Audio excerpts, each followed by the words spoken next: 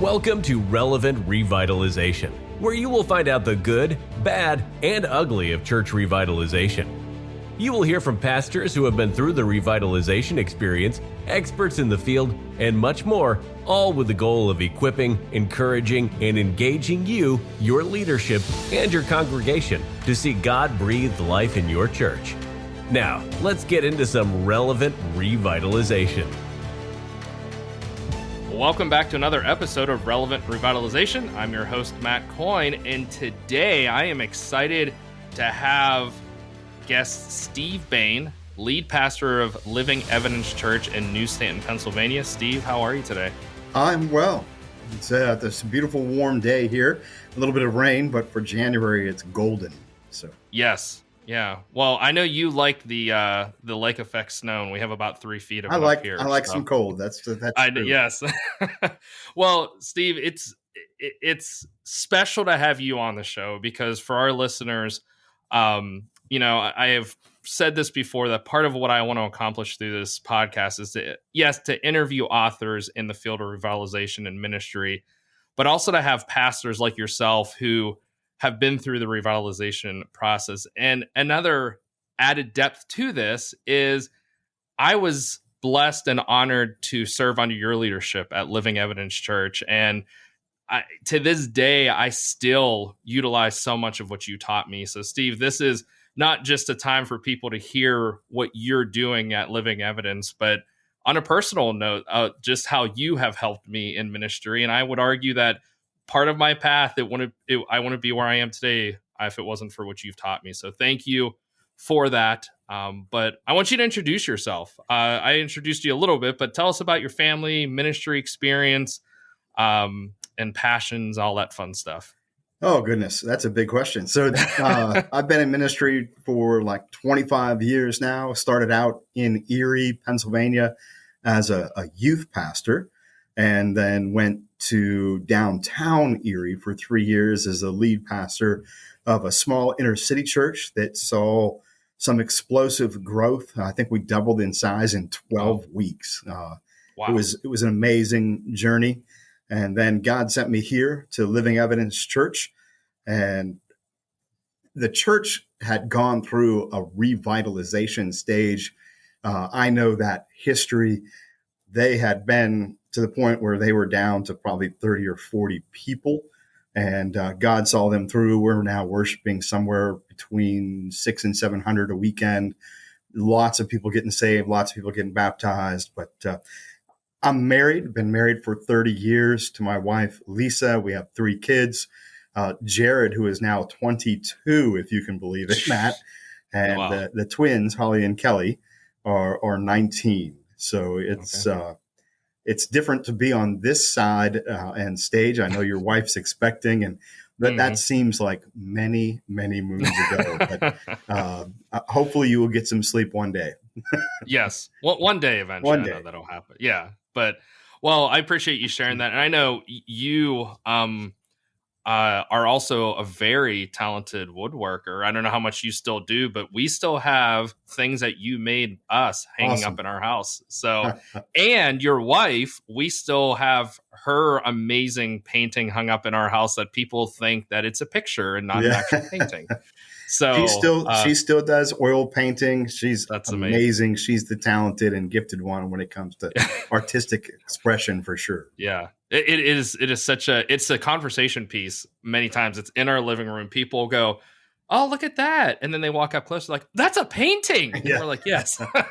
So, well, yeah, I appreciate you sharing that. And I'm going to preface this right now for the listeners. If you hear me call Steve's church New Stanton Church, it is because that's what it was called when I was there. And that's part of I would think a big part of the story. It actually is. It actually is. So when we disaffiliated from the United Methodist Church and left that denomination, taking that stand in a way fueled the growth here in an amazing way. But we'll probably talk I'm sure other things besides that. So That's all. Yeah, and I loved, I mean, following that on Facebook and following just, I knew that was always there when I was serving there, and so I'm sure that is such a big part of it, and you did that in such a God honoring way. It just makes sense that it fueled the growth of Yeah, the the church. vote the So vote here was unanimous. So that's amazing. there's 100% unity. It was amazing. Yeah, Leadership was on board, answered everybody's questions, and God had blessed us for a season of years that we were able to kind of just write a check. And some people here offset the cost of that, but yeah. we were in a place where we could do that confidently, knowing what God had in store for us for the future. So it's Yeah. good. So speaking of that, I would love for you to share with the listeners just a timeline of New Stanton Church turning into Living Evidence, but just your time there and just a brief timeline to help us grasp an idea of what you've gone through there. Yeah, and I guess this is probably like a leadership lesson 101, is that I really can't talk about my time here without talking a little bit about the leaders who have gone before me. And I think honoring them and their phase in the ministry of revitalization is really critical, because there was a pastor here named Kevin Haley that oversaw the season when our little church down by the road with that 30 or 40 people, when the insurance company deemed it unfit for occupancy, led through a building campaign and built the second building that was completed in 1994. And then there was a pastor, Eric Detter, that was here after Kevin, that led through an amazing discipleship process and really started the church's heart for seeing people come to Jesus and introduce contemporary worship. Something that we're really known for now is just a passion to worship God. So I came after both of those godly men, and it's been a journey where we've continued to refine the discipleship process and contemporary worship and reaching kids and youth, and just hiring great people like yourself over the years that have helped us gain wisdom and the heart of God for what's next, and being on top of what the next move needed to be. Yeah. Yeah, and I'm glad you give that shout out to the previous leaders, because tell me if I'm wrong, because I mean, I know the history, obviously serving there, but you came into, it might have been a little different than some people are experiencing right now, because you didn't necessarily come into an unhealthy church, just a small church. Is that correct? Or Small, like when I got here, the church was around 200. So there are people that this show will probably reach that would love to have 200 people in worship. Yeah, Their churches are 20 people or 50 people. And and it was healthy, where we were making disciples. Some of those changes were made very quickly, and some people had to adjust and grieve and get used to. But by and large, it was a healthy church dynamic. We just needed to develop a heart and a passion to continue to make disciples, continue to teach the word of God, to continue to reach kids and youth, and watch God work as we invested in relationships. Yeah. So as you went along that journey, what would you say? I want to start with the biggest discouragements, I guess. And I know we never like to talk about that, but I think we also understand that's what strengthens us and teaches us. So as you went through, what were some of the valleys, some of the roadblocks, if you will, that you found yourself running into? I would separate, though, that question into two different things. And one is external forces and things that we couldn't foresee. For example, we launched a financial campaign in 2008. And that was right when the economy tanked, if you remember. And we were hopeful that we were going to raise a certain amount of money to be able to build the addition on this building that would allow us to reach more people. And when the economy tanked, it just fell out from under us. Mm. And that was incredibly disappointing.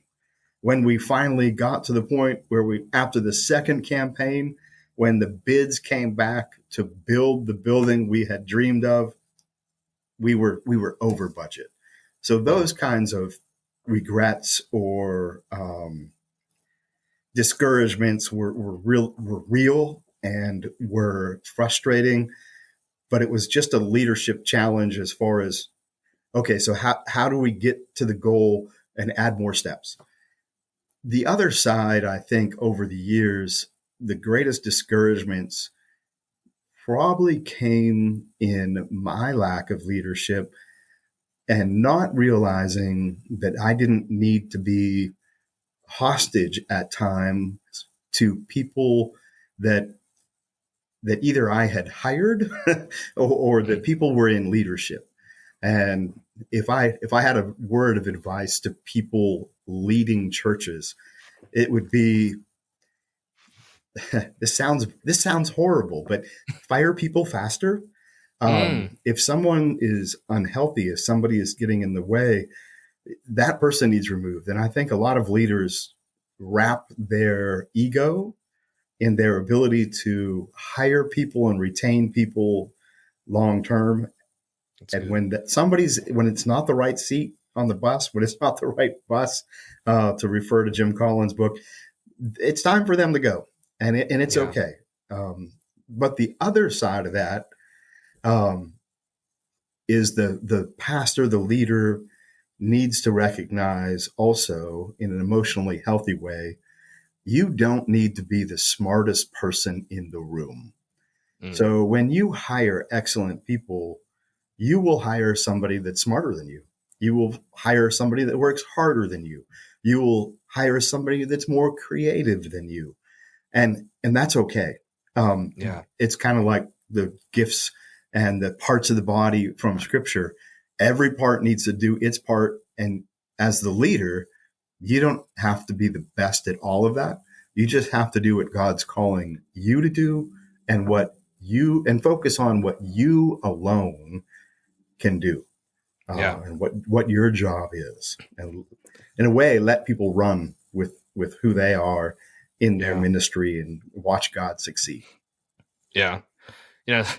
Steve, I don't know if you remember, I was not planning on bringing this up, but I was setting up for a lock-in once. I don't know if you remember this. And I was downstairs. I was putting tables and chairs up, and you walked in and you go, "What are you doing?" I said, "I'm setting up tables and chairs for the lock-in." You said, "Well, can't someone else do that?" I said, "Well, no, I'll just do it." And he said, "Matt, do what only you can do and rely on your leaders." And I was like, oh.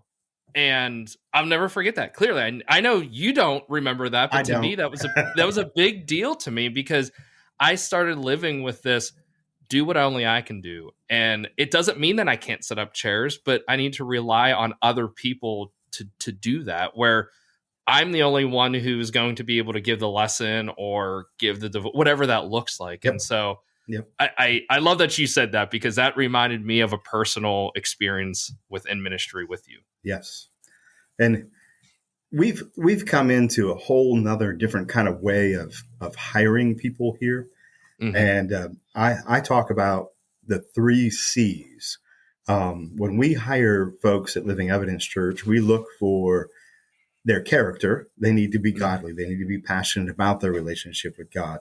We look at their competency as far as their skill set for the job. Mm-hmm. But then a lot of times people are really good on paper, but when you sit down with them, the 3rd C is critical, and that's chemistry.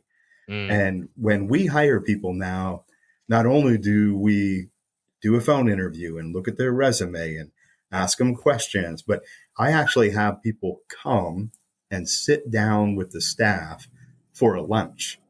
And we talk and relate and we joke and horse around, and they get to meet with the person maybe that they're replacing in the ministry area to see how they gel with that person. Because putting together a great team that loves one another, supports one another, that doesn't build like ministry silos is critical. And chemistry is needs to be amazing. Yeah. Great points. Yeah. I think often, I think often how there's a need in the church and we just fill it with the first willing person, Yeah. and I know that's a volunteer side of things, but I'm thinking, we so often, Maybe. yeah, and that's a good point. I It mean, is. It is. yeah, I mean, Yeah. we're sometimes just desperate, and the first person who turns their Yep. resume in, it goes, oh, it sounds okay, but then it really messes what's happening. Not that that person's not a good person or a good leader, as you said, the chemistry just may not be there. Well, and might not be the right seat for them, but Yeah. oftentimes somebody has a willingness, or I find leaders come from relationships. So if you're building a relationship with Joe and you have a need, sometimes Joe says, well, I'll do that for you. But maybe that's not Joe's gift set, or maybe that's not his wheelhouse. And Yeah. maybe Joe doesn't need to do that, and he needs to do something else so that you can get the right person in that seat. So, Yeah. yeah. Yeah, this reminds me of a pastor friend of mine told me. I don't think this is a true story. I think it is a made up story to prove a point. But he said when pastor got to his church and looking everything through, and their first morning they had worship, and it was a old traditional church. They had an organist, and she was not good. Grandma Betty, not good. And he talked to her afterwards, like kind of the first weekend of figuring this out. She's like, I've been doing this for 60 years. He's like, oh, really? Well, tell me more. And she goes, well, 60 years ago, they said they needed an organist. So I told them I would do it. And nobody's ever asked me not to stop. And here he found out there was an amazing, talented organist in the congregation that never knew that they needed help. And Grandma Betty would have loved to work with kids for the last 60 years. So it's one of those things that I think it's so important, as you said, right bus, wrong seat. And I think that what Jim Collins says that. So Yeah. as you were saying, so Absolutely. And I sent you an article by Tim Keller, Leadership by Church Size Dynamic. And when a church is small, you can get away with like Susie Q singing off cue because she's a member of somebody's family and everybody loves her. But as you grow, those dynamics change and leadership changes, and understanding those different phases in size is critical if you're going to lead to the next size. And I hate even talking like numbers, right? Because it's not about numbers; it's about discipleship. And oftentimes, though, when God works and people are coming to Jesus, those people who are excited about their new faith, they invite other people, and it creates a movement. And it's amazing when it happens, and we're seeing some of that here. But if you're going to lead into the next size, you have to understand how the church changes and how, as a pastor and your staff, your roles have to change, or you're going to get caught in a small church mindset with a medium church size, and you're going to be frustrated because things are going to bog down, or people are going to be unsatisfied, and you'll hit walls along the way. Yeah. It's a great article. Yeah, and that I'll be reminding everybody at the end that I'll be making that available to all of our listeners. It's a brilliant article. So I'm glad you shared that.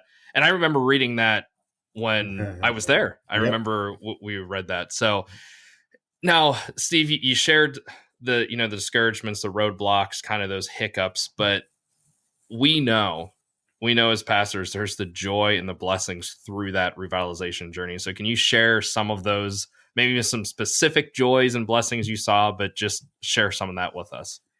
So I have really enjoyed seeing my staff grow in their leadership mentality and capability. My family director right now, you probably remember Jessie Pinsky. Yeah. When she came on staff, she described herself as a control freak. She like your example that you said, I was setting up tables and chairs, and to watch her empower other people to do ministry and set up tables and chairs and teach and lead and multiply her ministry, and to see her get excited about that is a huge win. To see Ty, our worship leader, equip and train a worship team and do span of care with them, and to see them praying for each other is amazing. And then to see how God's using that whole team as we function together, reach people for Jesus, floats my boat. That's If awesome. you go on our website, I'm sure there are testimony videos there that you can watch, and to see God show up in worship and as a result of preaching and prayer times, and to see the lives and families that have been changed by us showing them Jesus is the biggest celebration we could have. And if you look at my shirt, it says 651, everyone matters. And we, at one time, had a goal of being a worshiping congregation of around 651 people, but it wasn't the number, it was the one. It was the next one that you were going to show Jesus to, that you were going to tell about Jesus. And along that journey, if we kept reaching the next one, we would get to 651. And we're, like I said, we're between 600 and 700 people in worship now. That's amazing. And God's done it, but the focus isn't that number still. It's still the one. And that's the key. Yeah. And I'm glad you just keep saying that over and over, because I mean, that is such a ministry thing. How many out of your church and any conference you go to, they're always like, don't say it because you're just lying anyways, Yes, right. Because that's not what matters. But it does, because we know that, I say here at Rollins Church, I say it often, and I've said it here on the show, that, God is blessing us with growth here, but it doesn't matter if we're not growing in our faith. If we're not growing as disciples, if we're not making more disciples, then the number really is just arbitrary. You can be a church of 200,000. Oh, that's ridiculous. Of 2,000 people. Yes. And if you're not growing in your faith, if you're not, as you said, have these opportunities to grow and to disciple and spiritual formation, what's it matter? Yes. So, and I think we can, being a pastor who came into a church of 40 or so just 2.5 years ago, it is discouraging, and you can find yourself really focusing on numbers. And I know I had Jonathan Lehman on the show a couple weeks ago, and he talked about, if you are a pastor who's worried about numbers, then you're not going to discipline. You're not going to do the hard things because all you care about numbers. But he goes, we're not. We are saved by Christ, believers who bring all glory to him. And so, I am glad you share that. Any other joys or blessings that you've found throughout the years at Living Evidence? Just a lesson that comes to my mind as you were talking. I can't even remember who told it to me now, but a really wise person told me, listen, you can't get discouraged if your numbers wane a little bit, and you can't get prideful if your numbers grow a little bit. You just have to be faithful. And as you lead, and as you preach the word, and as you equip people and equip the saints for the works that they're supposed to be doing, leave the results up to God. Just do what you're called to do. The church should grow.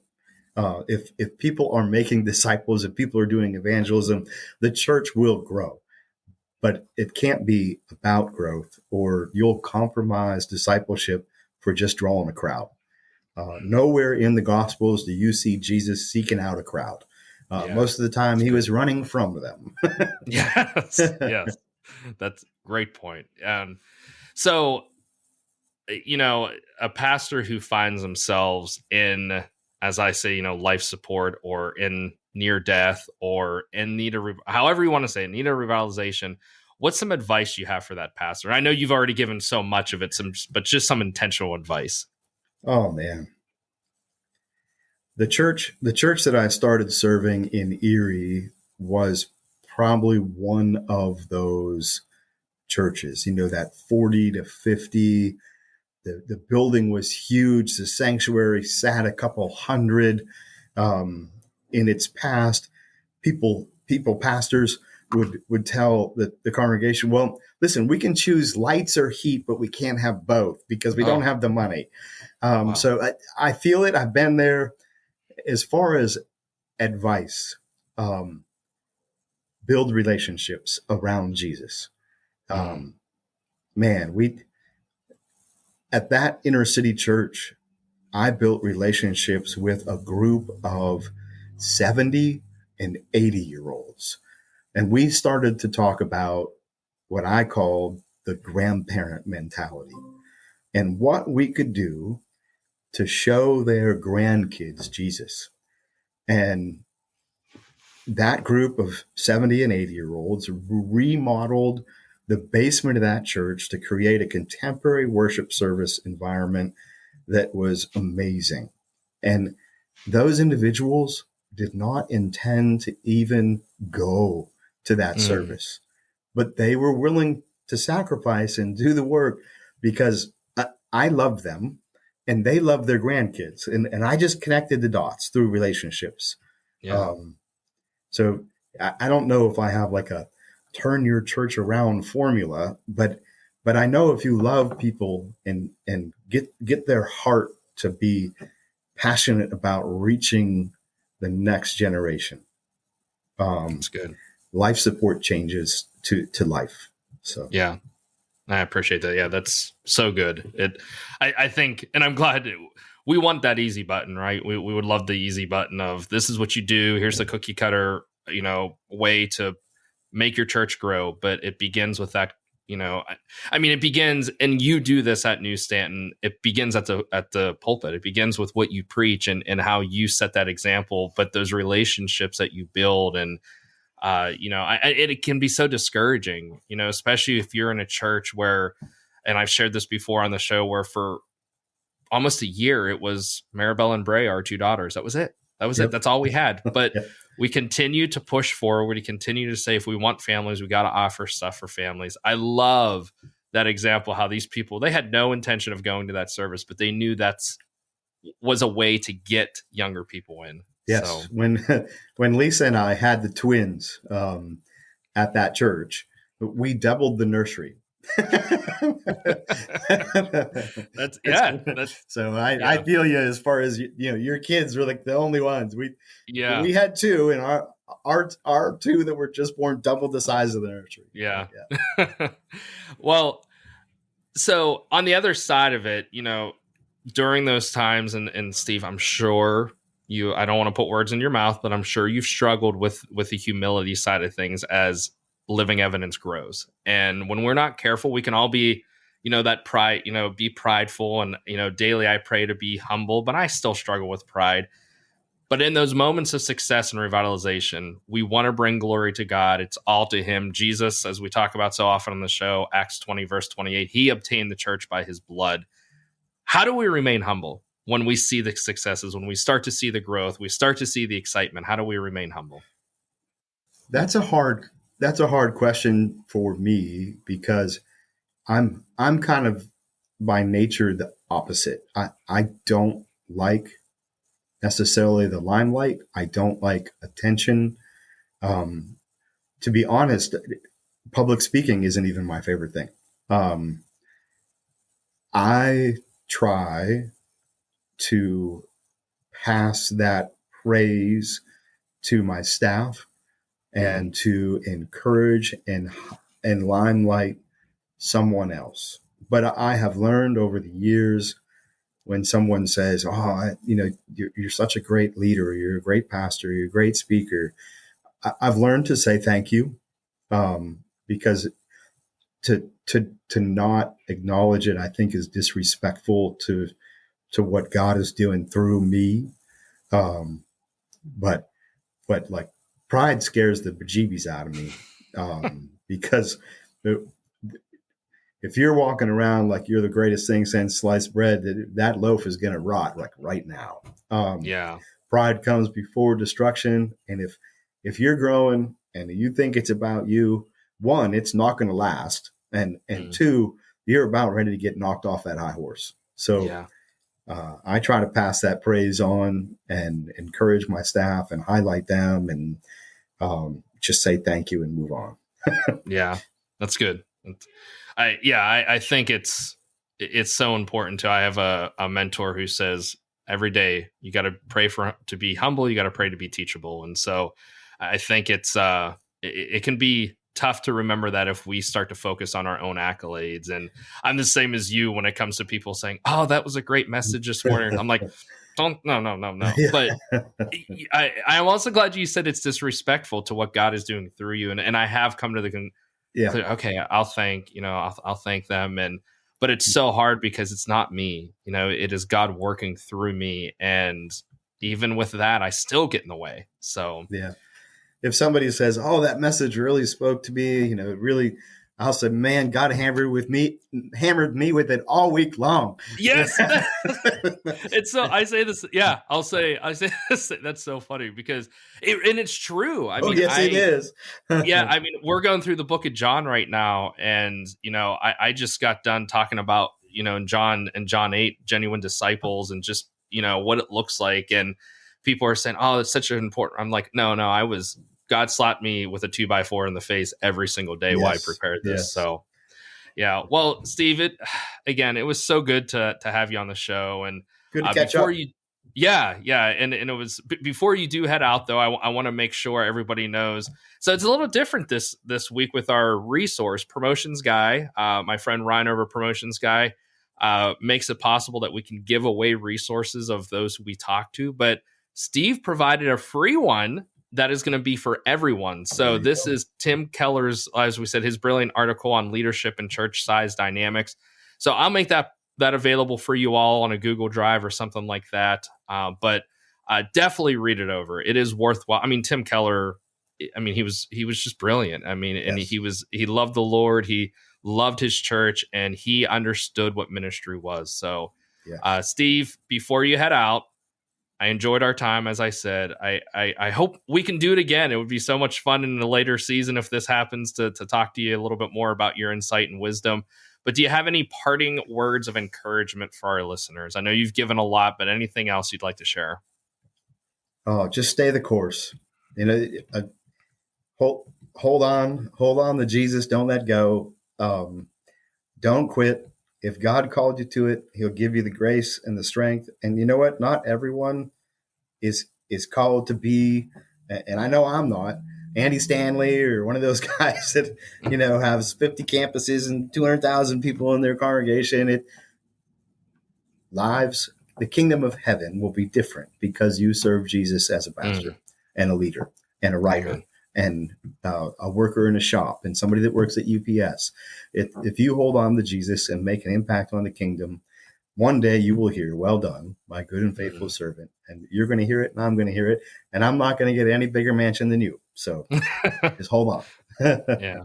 Well, amen. Thank you for that. And as I always like to say, at the end of every episode, my goal is to equip, encourage, engage pastors in the revitalization journey. Please reach out to me on Facebook. If you want to chat, if you want to pray, if you just need someone to talk to, I'm here for you. But one last thing I should have said, you can catch, what's your church's website, Steve? livingevidence.com. We're on YouTube. Okay. Living Evidence. Okay, yeah, on YouTube. And then you have your weekly sermons on as Living Evidence podcast as well, correct? Yeah. Mm-hmm. So make sure I want to make sure I shout that out to y'all to see what Steve's doing over there, him and his leaders. So that's all we have. Until next time, I'm Matt Coyne, and this is Relevant Revitalization.